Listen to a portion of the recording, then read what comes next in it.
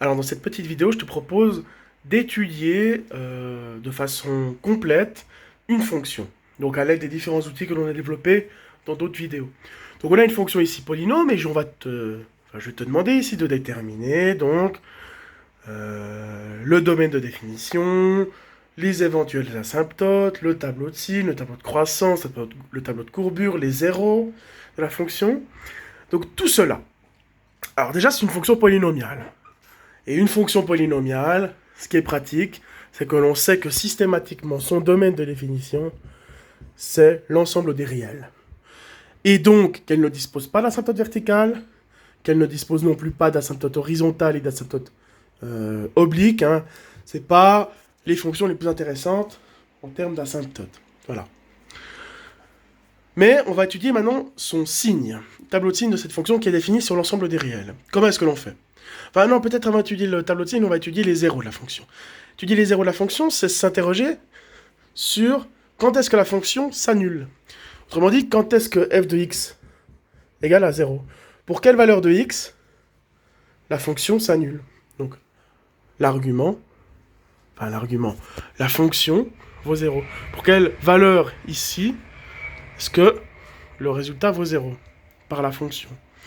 Alors, ça revient à se demander quand est-ce que x puissance 6 moins 3x puissance 4 égale à 0. Alors on se dit, oulala, une équation du 6e degré, je ne maîtrise que les équations du 2e degré. On a peut-être un petit peu vu dans une vidéo les équations du 3e degré et du 4e degré, mais alors 6e degré, je ne sais pas faire. Je vous rassure, ici on va pouvoir factoriser, sans utiliser une méthode de résolution générale d'équations du 6e degré, ça n'existe pas. Alors on va factoriser, parce qu'on voit que chacun de ces termes, finalement, sont des multiples de x puissance 4. X puissance 6, c'est quoi? X puissance 6, c'est x puissance 4 fois x carré. Et puis, moins 3x puissance 4, c'est moins 3 fois x puissance 4. Donc, les deux monômes ici sont des multiples de x puissance 4. Donc, il y a un facteur commun, on peut donc factoriser. Donc, on va factoriser par mise en évidence. Donc, on met x puissance 4, et on s'interroge ensuite des éléments que l'on va mettre ici, de façon à ce que lorsque l'on redistribue, on réobtienne bien les éléments qu'on avait ici. Donc, par combien dois-je multiplier x puissance 4 pour obtenir x puissance 6? Par x carré, l'élément que j'ai mis ici. Et par combien dois-je multiplier x puissance 4 pour obtenir moins 3x puissance 4? Moins 3. On voit que c'est direct c'est direct plus facile. Hein. Là, j'ai un produit nul. Je regarde quand est-ce que x puissance 4 égale à 0. La réponse, elle est évidente. Sur la racine. La racine quatrième de 0, qu'est-ce qui multiplie 4 fois par lui-même donne 0? C'est toujours 0. Hein. Je peux faire la racine énième de 0, ça donnera toujours 0. Hein. Donc, 0, c'est une des solutions. Hein. D'ailleurs, quand on a ici toujours un polynôme avec que du x, et qu'il n'y a pas de nombre qui s'ajoute ici, bien, systématiquement, 0 est une solution. Voilà. Ensuite, on a une deuxième équation, x carré, qui ne sera pas difficile à résoudre, hein. X carré moins 3 égale à 0. Là, vous ne me sortez pas Viette. Hein. C'est vraiment une équation très simple à résoudre. Hein. Donc, on résout quasiment comme une équation du premier degré à une inconnue. Donc, on isole d'abord le x carré, puis ensuite, on détermine la valeur de x en appliquant la racine carrée. Donc, il ne faut pas oublier qu'il y a solution positive et négative. Hein. Donc, plus ou moins racine de 3. Donc, voilà, cette équation dispose de 3 solutions, 0, moins racine de 3 et racine de 3. Donc, les zéros de la fonction, ce sont moins racine de 3, moins racine de 3, 0 et racine de 3. Voilà les solutions de l'équation, qui sont donc les zéros de la fonction. Alors, maintenant on va étudier le signe de cette fonction. On va regarder quand est-ce qu'elle est positive, quand est-ce qu'elle est négative. Pour ça, en général, il faut regarder quand est-ce qu'elle s'annule déjà, hein. Mais on a déjà les solutions. Alors, ce qu'on va faire, c'est qu'on va réutiliser un petit peu l'écriture que l'on a, la factorisation. Donc, on avait dit que c'était x puissance 4 fois x carré moins 3. Donc, on va étudier comme ça. Donc, ici, donc, La fonction est définie sur l'ensemble des réels, donc de moins l'infini à plus l'infini, et elle s'annule à 3 endroits différents. Donc on va rajouter ici 3 colonnes. C'est en moins racine de 3, en 0 et en racine de 3. Donc, quand est-ce que x puissance 4 s'annule? Bien en 0. X puissance 4, c'est un truc à la puissance 4. Un élément à la puissance 4, à une puissance paire, sera toujours positif. Ensuite, x carré moins 3, là, il faut un peu réfléchir. X carré moins 3, c'est une parabole convexe, hein, parce que le terme devant x carré est positif, le coefficient, qui croise en moins racine de 3, l'axe abscisse, et en racine de 3. Donc c'est d'abord positif, négatif, et puis positif. Donc ça s'annule en moins racine de 3 et en racine de 3, c'est positif à l'extérieur, et négatif à l'intérieur.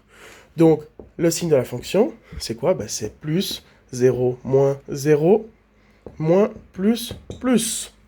Voilà.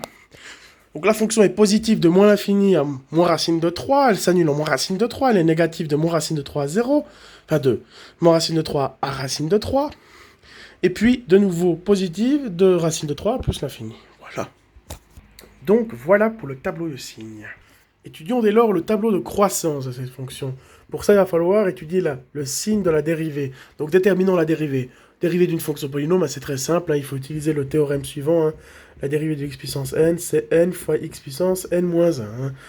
Donc, qu'est-ce que ça fait? Ça nous fait la dérivée de x puissance 6, c'est 5x puissance 5. La dérivée de x puissance 4, c'est 4x au cube, fois moins 3, ça fait moins 12x au cube. Et je peux factoriser ici par x cube. Donc ça me fait x cube fois 6x carré moins 12. Voilà. Alors, je vais étudier le signe de cette fonction, puisque je rappelle que le signe de la dérivée nous informe de la croissance de la fonction. Donc, sur quel intervalle elle sera croissante et décroissante. Donc, je vais déjà regarder quand est-ce que la dérivée s'annule. Donc, quand est-ce que f' de x égale à 0. Ça revient à me demander ça revient à me demander quelles sont les solutions de cette équation. Je dois factoriser, hein, parce que comme ça on a un produit nul. Il y a deux solutions, donc c'est x égale à 0 et 6x carré moins 12 égale à 0. Alors on va résoudre cette petite équation. On fait plus 12. Donc 6x carré qui est égal à 12, on divise par 6. X carré qui est égal à 2. On fait la racine carrée.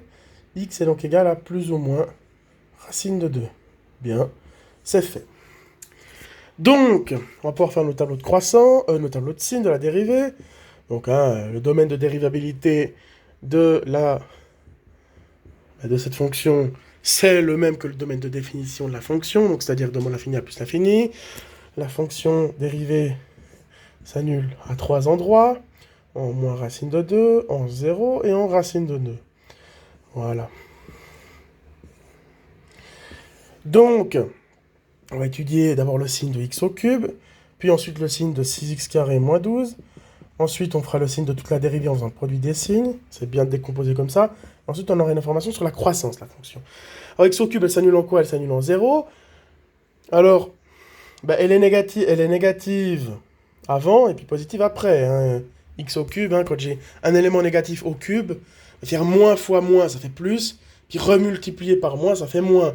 Donc, quand c'est ici une puissance impaire, bien, quand je suis dans les négatifs, le résultat est négatif. Quand je suis dans le positif, le résultat est positif.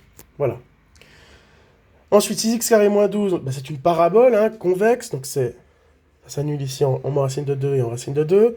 C'est positif à l'extérieur et négatif à l'intérieur.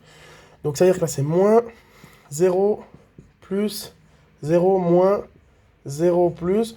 C'est que la fonction elle est décroissante, qu'elle est croissante, décroissante et croissante. Donc ça veut dire que la fonction elle dispose d'un minimum en moins racine de 2, d'un maximum en 0 et encore une fois d'un minimum en racine de 2. Maintenant pour en finir avec le tableau de courbure, qu'est-ce qu'on fait? On étudie la dérivée seconde, donc on dérive ceci. Dérivée de x puissance 5 c'est 5x puissance 4, 5x puissance 4 fois 6 ça fait 30 x puissance 4, dérivée de x au cube, c'est 3x carré, 3x carré fois moins 12, ça fait moins 36x carré. Je peux factoriser par x carré, donc x carré fois 30x carré moins 36, voilà. Je vais regarder quand est-ce que la dérivée seconde s'annule pour déterminer les points d'inflexion. Ça revient donc à résoudre ces deux équations. Première équation, c'est 0, la solution. Deuxième équation, on le fait vite, plus 36. 30x carré égale à 36, je divise par 30. X carré égale à 18, 15. Ouais, en gros, 6 cinquièmes. Donc, ça s'annule en plus ou moins racine de 6 cinquièmes. Pour le tableau de signes, x carré s'annule en 0, donc c'est positif, positif, positif, positif, positif, positif.